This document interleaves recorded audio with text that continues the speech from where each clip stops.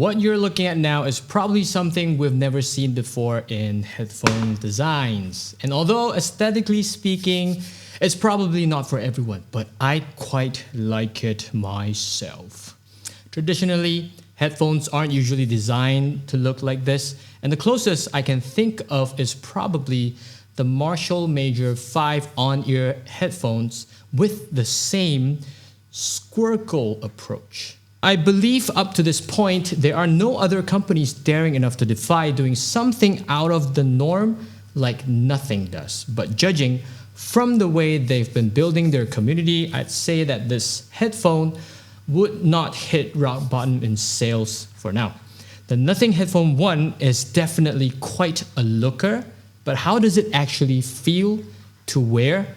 How does it actually sound? And most important of all, is it worth your 1,099 ringgit investment? I'll try my very best to talk about them in the most layman term.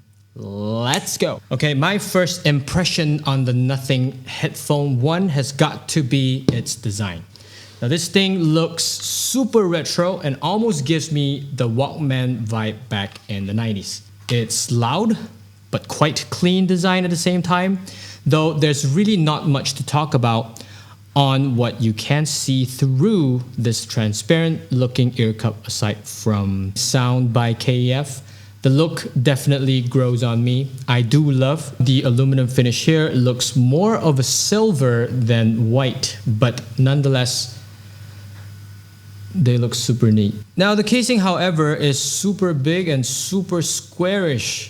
It's totally understandable because the Nothing Headphone 1 does not fold. So in order to keep the headphone in a case, it would have to be super squarish and super big like this. I think that it would be good to have if there's something you can carry the case around with, like the ones in Sony, rather than a really small, nothing labeled zipper. This zipper is not the easiest to zip through. Like what if, you accidentally take this off? That's going to be a real problem. I also think that it's quite weird when you take the headphone out, you can't just wear it like this because you'll be wearing it on the wrong side. You would have to take it out, turn it over, and then you see the label that says left and right. Definitely an extra step needed in order to be wearing it right. And also they do knock against each other, so you might just have to be very careful on that. I mean, it's still too early to say just how scratch resistant these materials are. Also, like,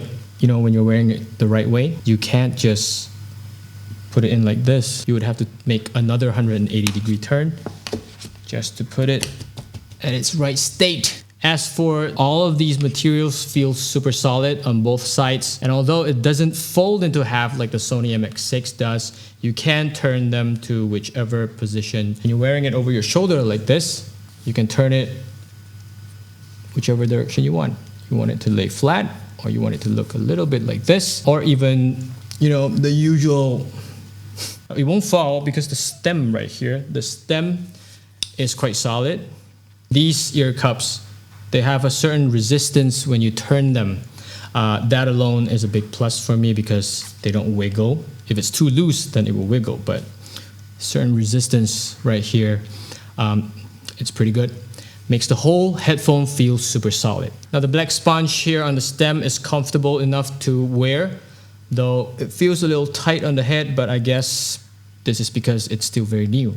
Although the ear cushions right here feel super comfortable on my ears. No signs of ear fatigue so far, so that's great. Also, if you're wondering if the ear cups are replaceable, I cannot be sure about this, but it seems like it's removable.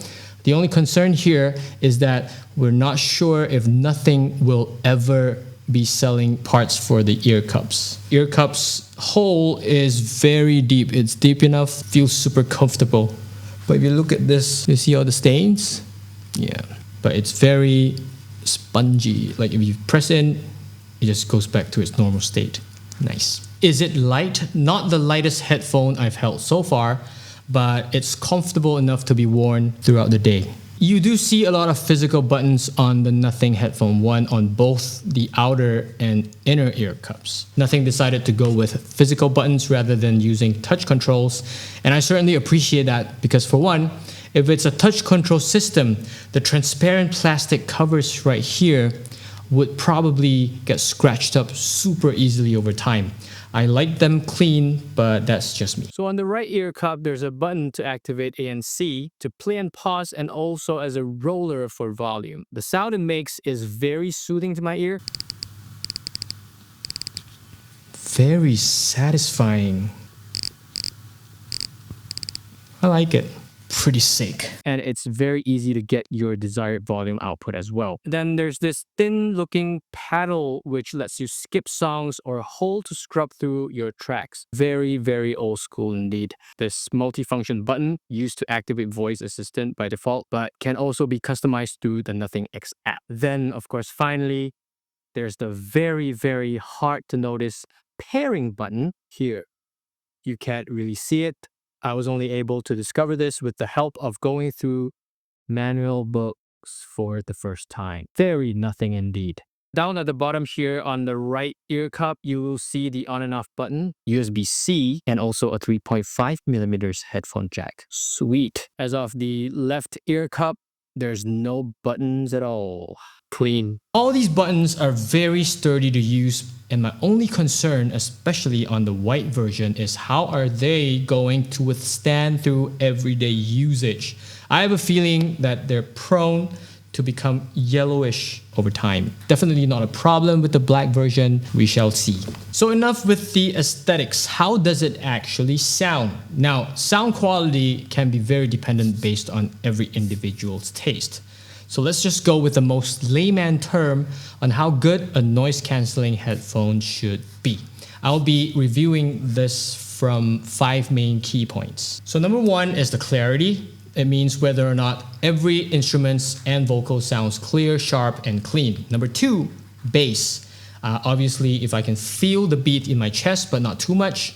Number 3, treble is if they sound crispy enough, but not too harsh or piercing into my ears. Number 4, balance is when none of what's mentioned is overpowering the rest.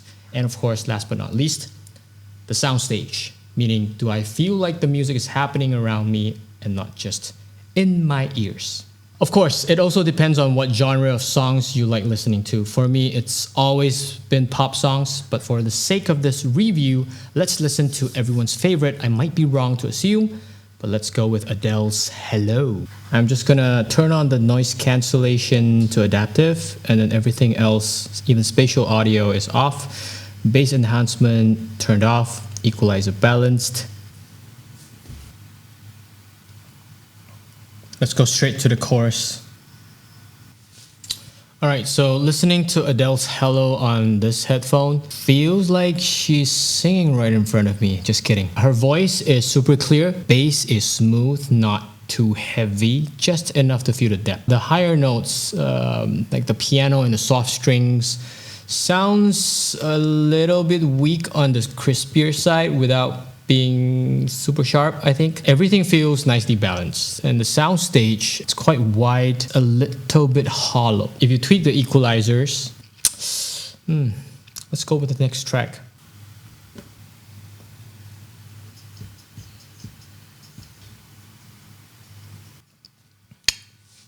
Wow.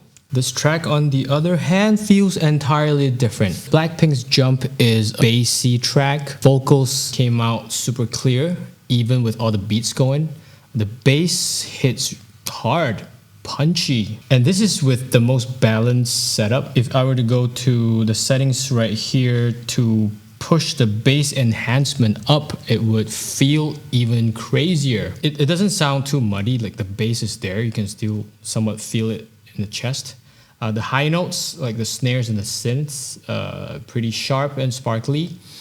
Yeah, everything blends pretty nice and doesn't feel very messy. Not as hollow as when I was listening to Adele's Hello. The soundstage, definitely wide. I think the difference between listening to different genre with this headphone, pop songs without a lot of heavy bass, it sounded pretty hollow. If you tweak it a little more through the Nothing X app's equalizers, they might be able to save some of that. But heavy bass kind of track, I feel like it's pretty good. To begin with, for its price, like 800 lesser than the Sony MX6 from its pricing point alone. The Nothing Headphone 1 is not too bad. The Nothing Headphone 1 comes with spatial audio features as well. Of course, the fixed spatial audio is okay, but throughout my testing with the head tracking, I was listening to songs, and then when I turn my head over here, I can hear the spatial audio working. But once I turn it over here, the music got stuck to the left-hand side of the ear cup. It doesn't travel left and right constantly because of that. The spatial audio is not very stable. Hopefully with software updates coming, they can fix the spatial audio features and make it more worthwhile. The battery life is superb. I've been listening to music with ANC turned on all the time. I still have like 50%. This is like after a week of usage. It's crazy. Good stuff, Nothing. Nothing actually does a great job with their first headphone. Being able to customize your own sound is an important big plus point. Nothing has also proven good with their previous earbud sound quality as well. As for now, to me at least, the Nothing Headphone 1 performs better than any other basic headphones in the market and might just be comparable to some of the good ones.